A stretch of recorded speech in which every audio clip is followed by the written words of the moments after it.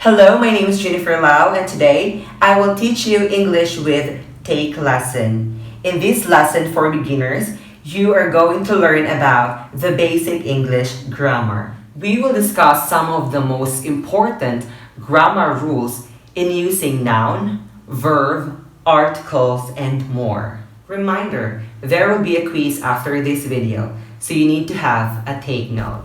According to Bill Breezen, English grammar is so complex and confusing for the one very simple reason that its rules and terminology are based on Latin, a language with which it has precious little in common.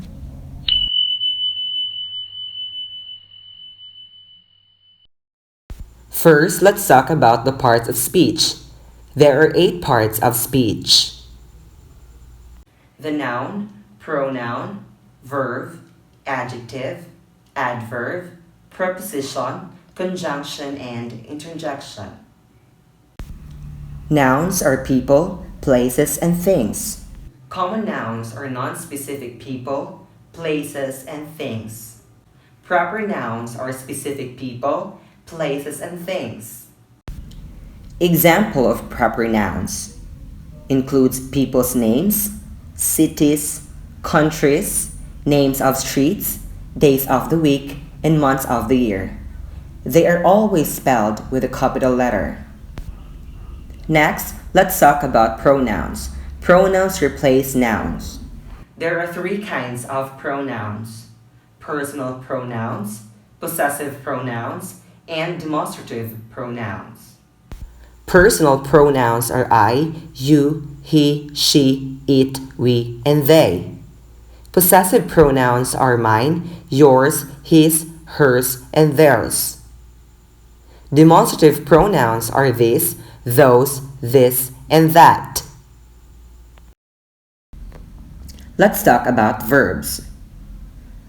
Verbs describe an action such as a physical action or a mental action and a state of being. Verb can be changed from the present tense to the past tense and the future tense. There are 2 types of verb: regular verbs that follow a certain conjugation pattern, and irregular verbs that do not have a specific conjugation pattern. Let's look at the regular verb walk in the present tense. Walk is simply spelled W-A-L-K. I walk to school every day. Now, let's talk about it in the simple past. All we have to do regular verbs is add an ed at the end of the base to form of the verb. For instance, we spell walked, W-A-L-K-E-D. I walked to school yesterday. Now, let's talk about it in the future tense. There are 2 forms of the future tense. The future tense is created by using going to before the verb, or will, and then the verb. Going to walk and will walk. I am going to walk to school tomorrow, and I will walk to school tomorrow. Irregular verbs that do not follow a specific conjugation pattern. In fact, you have to memorize the different forms of irregular verbs. Let's look at run. I run. To talk about run in the simple past, we have to memorize that this form is ran. I ran. Let's look at the verb say, he says.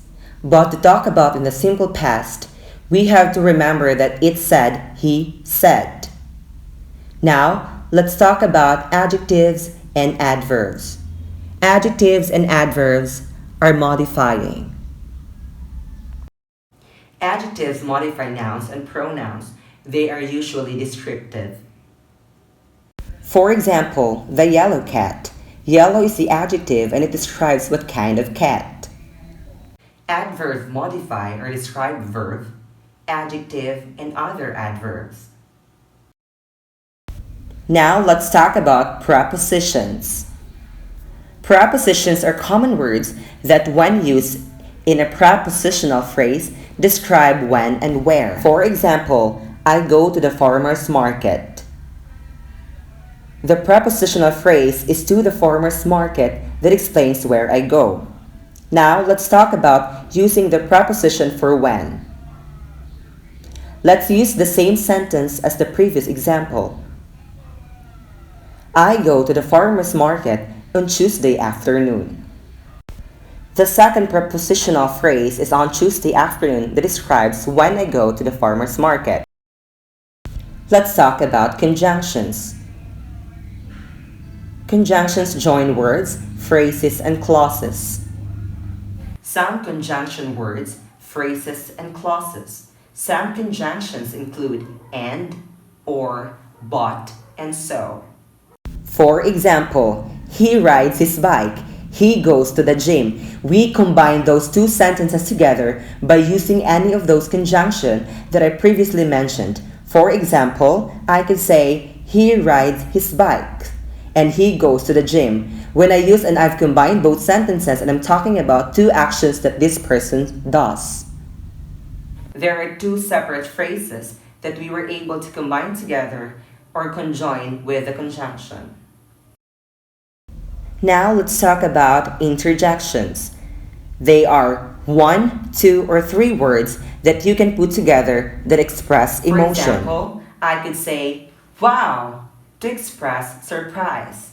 I could say, oh no, to express disappointment. And I could say, yay, to express happiness. And now we are at basic English sentence structure. The most basic English sentence structure contains a subject and a predicate. The subject includes a noun or a pronoun and any modifying words. The predicate includes the verb and any modifying words. Let's look at an example.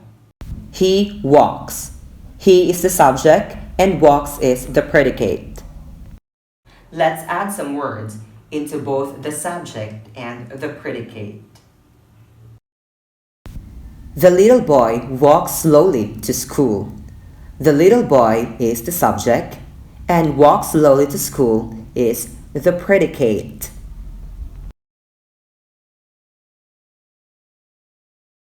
Now let's talk about the articles. There are 3 articles in English: the, a, and an. The is a definite article. It very specifically describes who you are talking about that you have already previously mentioned in the statement. The girl, the boy, the dog. A and and are indefinite articles. They describe someone or something that you have not previously mentioned before. An is used before vowel sounds. An apple. A is used before consonant sounds. A cat.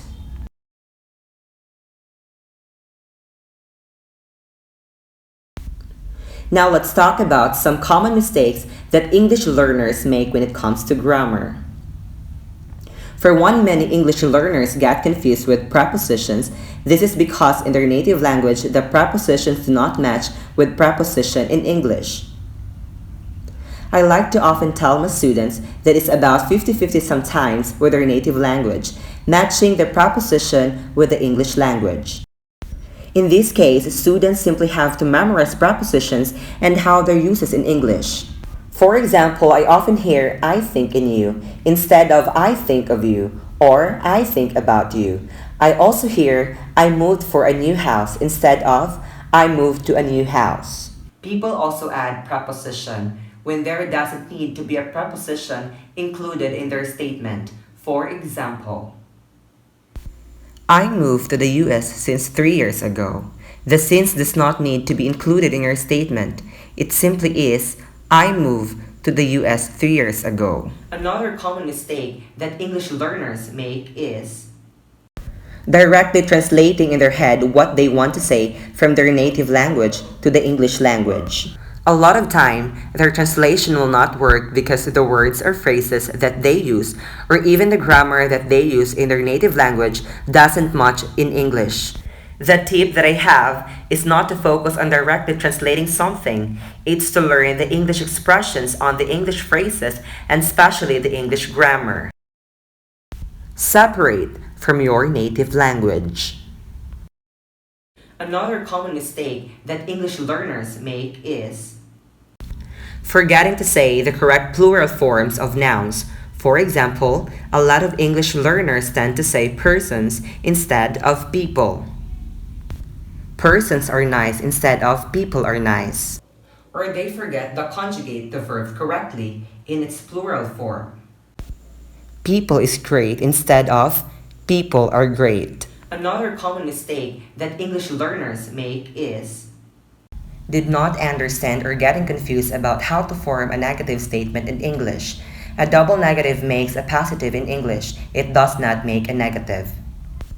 For example, if you say, I don't understand nothing, that actually means I understand everything.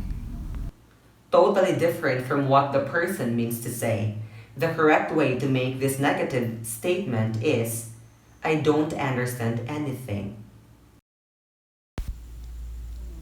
Key points. Within a sentence, the subject is a noun or pronoun that performs the action. Within a sentence, the predicate is the verb or verb phrase that tells what action is being performed by the subject. Within a sentence, the direct object is the person or object upon which the subject is acting. Within a sentence, the indirect object answers the question to whom or what or for whom or what. A modifier gives more information about a sentence element. A phrase is a group of words that does not contain both a subject and a verb. Sentences are made up of clauses. A clause contains at least a subject and a finite verb. Key terms. Clause typically contains at least a subject-noun phrase and a finite verb. The two main categories are independent and subordinate or dependent. Modifier, a word, phrase, or clause that limits or qualifies the sense of another word or phrase. Object, the noun or pronoun which is being acted upon, or at which the action is directed. There are two types, direct and indirect. Simple predicate, the verb or verb phrase of a sentence. Predicate, the part of the sentence or clause that states something about the subject or the object of the sentence. Subject, in a clause, the word or word group, usually a noun phrase, that represents a person, place, or thing. In active clauses with verbs denoting an action, the subject and the actor are usually the same. Fragment, an incomplete sentence lacking a subject or a predicate.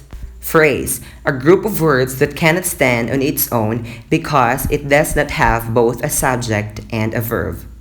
Complement, a word, phrase, or clause that is necessary to complete the meaning of a given expression. Now, let's take a quick true or false quiz in order to test your knowledge about English grammar. True or false? The word happily in this statement is an adjective. The boy happily drank his juice. False. The word happily in this statement is an adverb. It modifies drinks. It explains or describes how the boy drank his juice. True or false? Ew, gross is a conjunction. False. It's an interjection. True or false? The word those in this statement is a pronoun. Those books belongs to her. True. Those is a demonstrative pronoun. True or false? This statement is correct. The childs like to play together. False. The plural of child is children. So the correct way to say this statement is, the children like to play together. True or false? This statement is correct. We ran 5 miles yesterday. False. Ran is an irregular verb. We ran 5 miles yesterday. Great job!